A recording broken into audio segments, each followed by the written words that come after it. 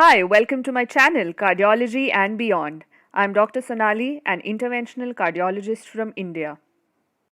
Today's video is going to be on the mechanisms of the first heart sound, S1.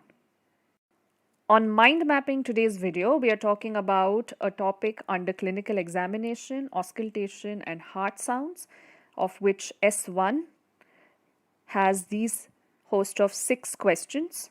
So try to answer them first and then go through the video. Let's begin with some physics. What is the basic understanding behind the production of heart sounds? To understand heart sounds, let's first understand the plumbing system which is present in our homes. Now, some plumbing systems cause banging sounds which are heard especially at night when everything else is quiet, and this is known as water hammering effect. So what happens in this is that the moving column of water comes to a sudden stop. That is, there is a marked deceleration, and as a result, the energy of this column dissipates, and that leads to the vibration of pipes as well as that of the column of water, and that produces these sounds. Now, in order to decrease these sounds, in the olden plumbing systems, there used to be introduction of an air, and this air chamber within this plumbing system would get compressed and it would absorb the shock, and hence the sound would decrease or disappear. In modern plumbing systems, there are something known as water hammer arresters, which are small devices which are connected to the pipes, and they contain a spring-loaded shock absorber. Now, when it comes to heart sounds, moving column of blood comes to a sudden stop or decelerates significantly, which leads to dissipation of energy, and that causes vibration of blood and surrounding structures. Of course, we require these heart sounds to occur. We want them so that we can differentiate a normal from an abnormal heart sound, and hence there's no need of a shock absorber in the heart. So what events produce the first heart sound? Now, S1 signals the onset of ventricular contraction. However, before the phase of ejection, wherein blood moves from LV to aorta, there is a phase called as isovolumic LV contraction, in which the aortic valve has still not opened, but the pressure within the ventricle has just started rising. So as this pressure rises, it imparts energy to the mass of blood within the cavity. Now, the pressure in the ventricle initially exceeds that of the atrium. When that happens, the column of blood is set in motion and the blood rushes towards the atrium. At this point, the aortic valve is still closed because the left ventricular pressure has not exceeded the pressure in the aorta. So as the blood is now rushing towards the atrium, the leaflets of this atrioventricular valve are lifted into the closed position, and the papillary muscles contract and pull on the chordae to prevent the eversion of leaflet inside the atrium. So the entire valve and the subvalvular apparatus is in play to keep the leaflet closed but not everted inside the atrium. So now these closed leaflets stop this moving column of blood, and that leads to sudden deceleration. And as we've already learned, when there's sudden deceleration, it sets the surrounding cardiac structures and blood in vibration, and that leads to the production of M1 on the left side of the heart and T1 because of closure of the tricuspid valve on the right side of the heart, both of which contribute to the first heart sound. So what are the characteristics of a normal first heart sound? Now, as we already know, it is made up of two components, that is M1 and T1. T1 is soft, it occurs at low pressures, and it is delayed than M1, and normally it is not heard. Overall, S1 is loudest at the apex and the left sternal border in the fourth intercostal space. S1 has a lower pitch and a longer duration, and that produces the sound of lub. This is in contrast to the second heart sound, which is sharper, shorter, has a higher frequency or a higher pitch, and it leads to the formation of the sound dub. Now, S1 is often timed with the onset of the carotid pulse or the apical impulse because, as we know, it signals the onset of systole. And this is a very important piece of information to differentiate S1 from any other sounds. So, if the sound is occurring with the carotid pulse or the apical impulse, that means that sound is in phase with these events. So, it is most likely to be S1. Any other sound, for example S2, will occur out of phase with these two events, so it is less likely to be S1. Can M1-T1 split be heard? It can, only when the separation between these two events is more than 20 milliseconds. It is sometimes seen in children.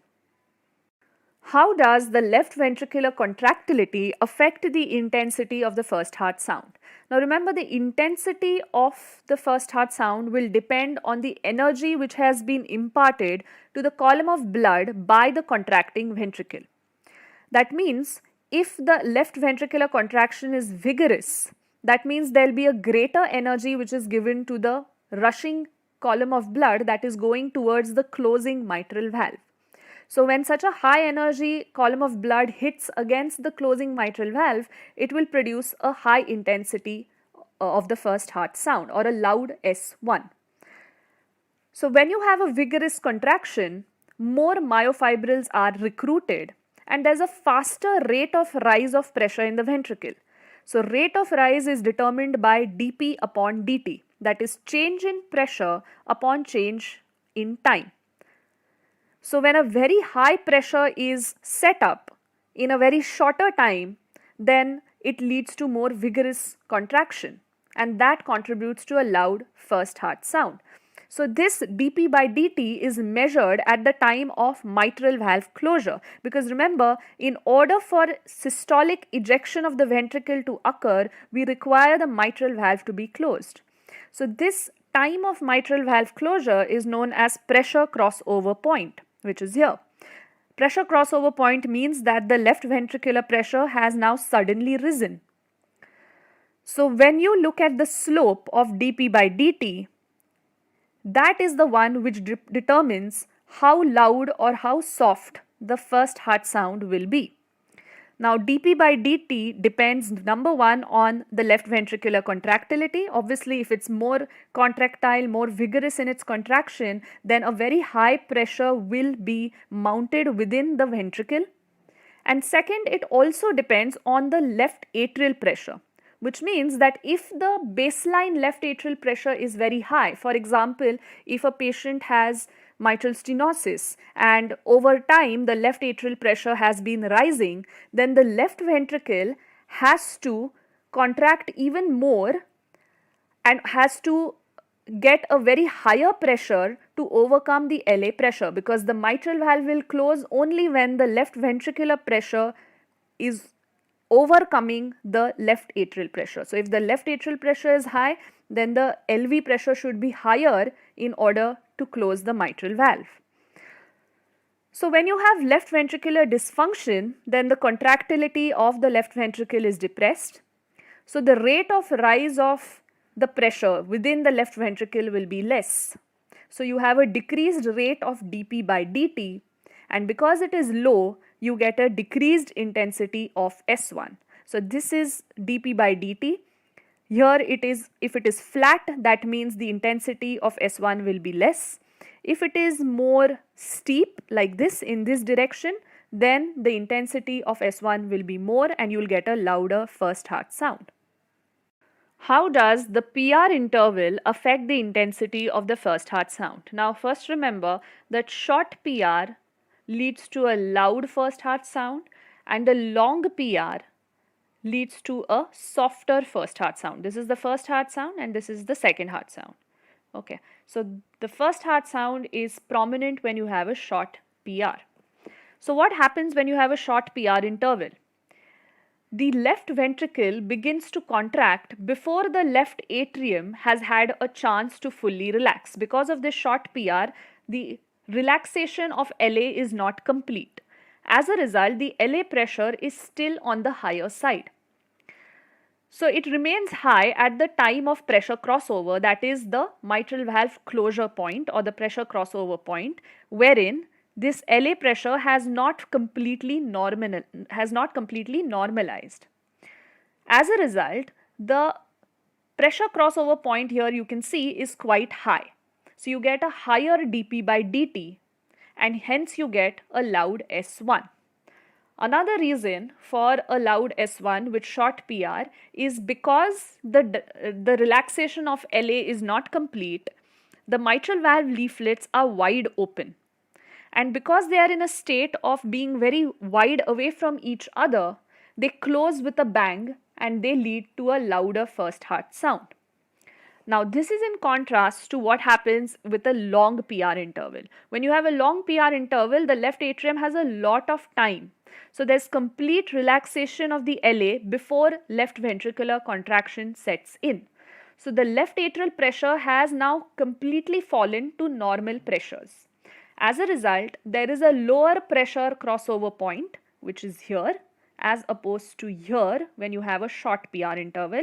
So, you have a low dP by dt, which is a flatter curve. If you look at this slope is steeper and this is more flatter. So you have a flatter slope rather of dP by dt, and that contributes to a soft S1. Also, another reason is because the left atrium has had time to relax completely, the mitral valves also start floating up towards the annulus. They do not completely close, but they start floating up towards the mitral annulus in anticipation of the upcoming systole. So when finally the QRS complex is inscribed and when the LV starts getting its pressure risen in anticipation of systole, the mitral valve excursion is not that much because it has already floated up close to the annulus, and hence it closes not with a bang but it closes quite softly.